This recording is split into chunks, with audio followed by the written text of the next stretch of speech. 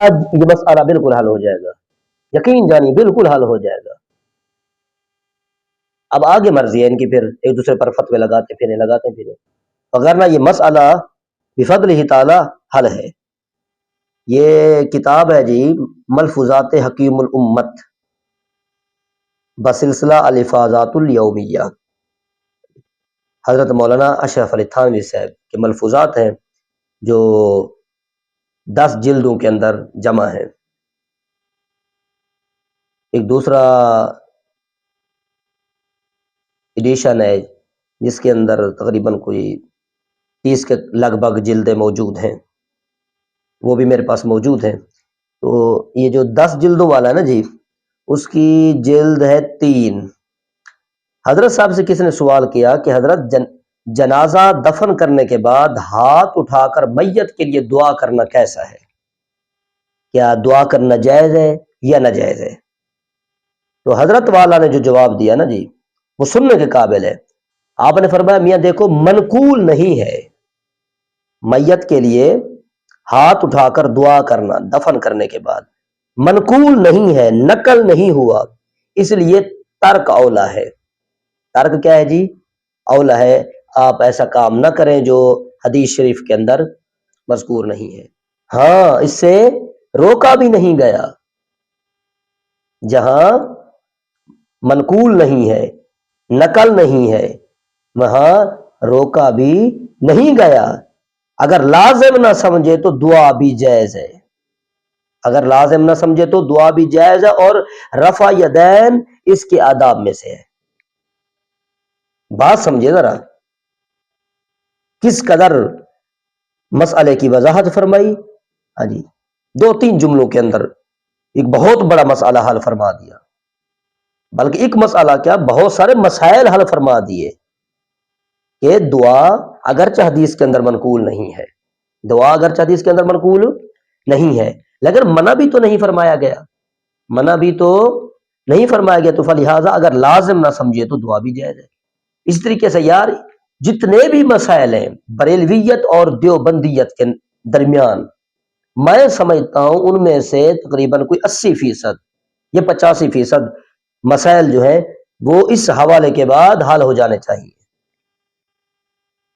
بلکہ حل ہے، کوئی حل نہ سمجھے تو اس کی اپنی مرضی، وگرنہ حضرت حکیم الامت نے مسئلہ حل فرما دیا ہے۔ آپ فرماتے ہیں کہ جی اگر لازم نہ سمجھے تو اسے پڑھ سکتا ہے، دعا مانگ سکتا ہے، اگرچہ حدیث کے اندر منقول نہیں ہے، لیکن یار منع بھی تو نہیں کیا گیا۔ اگر وہ چاہتے تو آج جیسے علماء موجود ہیں ان کی طرف فتویٰ داغ سکتے تھے، اگر وہ معاذ اللہ جہل ہوتے، الیاذ باللہ، اللہ تبارک و تعالیٰ علماء کی تنقید سے بچائے، وہ فتویٰ داغ دیتے یہ شرک ہے، یہ بدعت ہے، یہ بالکل حدیث کے اندر موجود نہیں ہے، فلہذا یہ غلط ہے۔ نہیں، بلکہ ایک عالم تھے، علم والے عالم تھے، آپ سمجھتے تھے کہ فتویٰ کون سا دینا ہے، کون سا فتویٰ کس وقت کس معیار پر دیا جا سکتا ہے، آپ خوب جانتے تھے۔ اس وجہ سے مسئلہ بیان فرمایا میاں ترک اولا ہے، کیونکہ حدیث کے اندر موجود نہیں ہے، لیکن منع بھی نہیں کیا گیا، اس فعل سے منع بھی نہیں کیا گیا، تو فلہذا اگر لازم نہ سمجھے تو دعا پڑھ سکتا ہے۔ اب ایمان سے بتائیں، نماز جنازہ کے بعد دعا پڑھنے کا مسئلہ حل ہو جاتا ہے کہ نہیں ہو جاتا؟ بالکل حل ہو جاتا ہے، اگرچہ میرے نزدیک حدیث موجود ہے، اگر نہ بھی موجود ہو یار، آپ اسے جو اس کے ظاہری معنی ہے اس پر اگر آپ محمول نہ کریں، کوئی طویل کر لیں،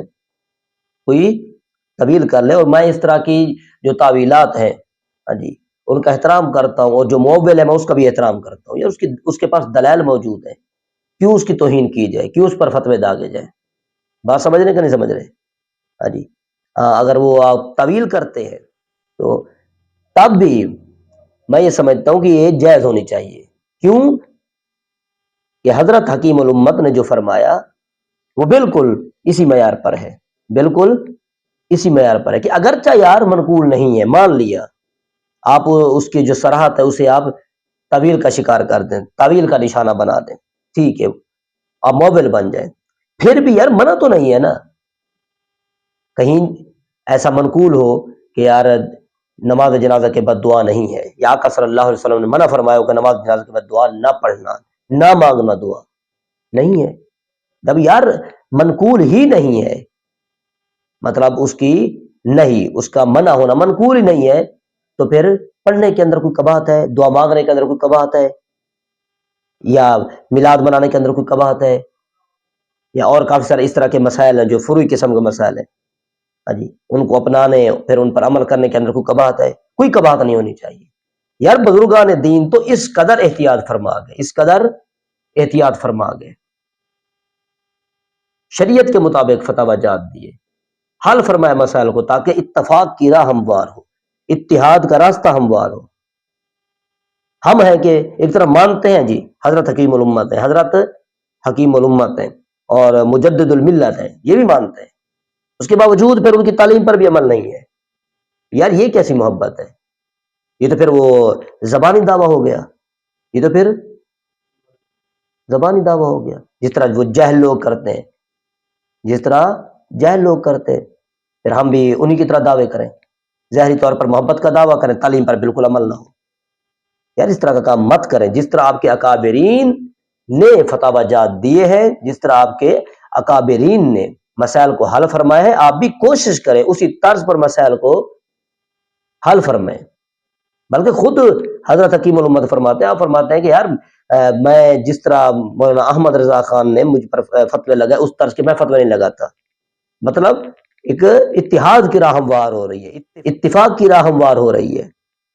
جب اکابرین اتفاق کی راہ ہموار کر رہے ہیں تو آپ کون ہوتے ہیں ایک طرف اکابرین کو مان کر پھر ان کا راستہ چھوڑنے والے؟ تو فلہذا آج کے بعد، ویسے تو یہ پہلے ہی سے حل ہے، آج کے بعد خصوصی طور پر آپ ان جیسے مسائل کو چھیڑنا بند کر دیں. آج کے بعد یہ مسئلہ بالکل حل ہے، بالکل حل ہے. اپنے اکابرین کے طریقے پر چلیں، جس طریقے سے انہوں نے کام کر دکھایا دین کا، وہ آپ کام کریں، دین کا کام کریں، اسلام کا کام کریں، اپنے ایمان کی سلامتی کا معاملہ کریں. آپ آج کفریہ تعلیم، کفریہ تہذیب، کفریہ قانون، کفریہ معاشرت، کفریہ سماج ہے.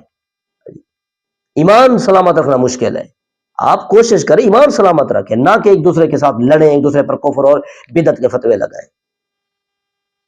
پہلے سے تھوڑی سازشیں ہو رہی ہیں اسلام کے خلاف، تھوڑے کام ہو رہے ہیں اسلام کے خلاف، اب باقی بچے تھے آپس کے اختلافات. یار یہ کب ختم ہوں گے؟ 150 سال ہونے کو ہے.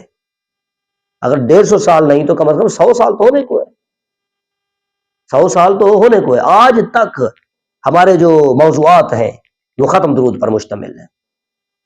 وہ کس پر مشتمل ہے؟ ختم درود پر. کوئی کہتا جی ختم بالکل ثابت ہے، اس کے یہ دلیل ہے. کوئی کہتا جی ختم حرام ہے، اس کی یہ دلیل ہے. 100 سال کے بعد بھی، 100 سال کے بعد بھی جدید دور کے اندر، جدت کے عالم کے اندر، اس دور کے اندر، اس جدت کے اندر جہاں انقلاب کی ضرورت ہے، جہاں انقلاب کی ضرورت ہے، ایک انقلاب برپا ہونا چاہیے، وہاں موضوعات کیا لگ رہے ہیں؟ محققین علماء کے. کیا جی؟ موضوعات کیا لگ رہے ہیں؟ محققین علماء کے. ختم ثابت، 1.5 گھنٹے کا موضوع، 2 گھنٹے کا موضوع ختم ثابت کر دیا مولانا صاحب نے. مولانا صاحب نے نور و بشر کا مسئلہ حل فرما دیا. بھئی یہ وقت کا تقاضا ہے اس طرح کے موضوعات؟ بتائیں ذرا. بالکل نہیں، ایسے موضوعات بالکل وقت کا تقاضا نہیں ہے. جو بندہ ایسے موضوعات کو، ایسے عنوانات کو وقت کا تقاضا سمجھتا ہے، ٹھیک ہے وہ بڑا محقق ہوگا، ماننے والے ہوں گے لوگ اس کو، لیکن میں اسے محقق نہیں سمجھتا، اسے جہل سمجھتا ہوں. یہ وقت کا تقاضا ایک دوسرے کے ساتھ لڑنا نہیں ہے، وقت کا تقاضا اتحاد کرنا ہے، انقلاب کی راہ ہموار کرنا ہے، اعلاء کلمت اللہ کے لیے کام کرنا ہے. قانون آپ کے پاس اسلام کے ہے نہیں، اس کے لیے آپ راہ ہموار کریں. تہذیب آپ کے پاس اسلامی ہے نہیں، اس کے لیے آپ راہ ہموار کریں، تاکہ اسلامی تہذیب ہے، اس طریقے سے اسلامی تعلیم ہے، اسلامی معاشرہ قیام پذیر ہو، بجائے اس کے کہ آپ ایک دوسرے کے ساتھ لڑنے جھگڑنے کے اندر مصروف ہیں. تو فلہذا یہ مسئلہ بالکل حل ہو گیا. ختم کریں یہ تماشا لڑائی جھگڑے والا. محبتوں کے دامن سے وابستہ ہو جائیں، متحد ہو جائیں. دیوبندی کا دشمن بریلوی نہیں ہے، نہیں بریلوی کا دشمن دیوبندی ہے. دونوں آپس کے اندر بھائی بھائی ہے، کوئی ایک دوسرے کا دشمن نہیں ہے، نہ ہی ایک دوسرے کے ساتھ رنجش رکھنی چاہیے. ان دونوں کا مشترکہ دشمن ہے، وہ ایک ہے. وہ کون ہے؟ وہ اسلام دشمن ہے. وہ اسلام دشمن ہے، چاہے وہ کسی مذہب سے تعلق رکھتا ہو، چاہے وہ ظاہراً اپنے آپ کو مسلمان ہی کیوں نہ کہلواتا ہو، اپنا تعلق اسلام ہی سے کیوں نہ ظاہر کرتا ہو، وہ ہے آپ کا دشمن۔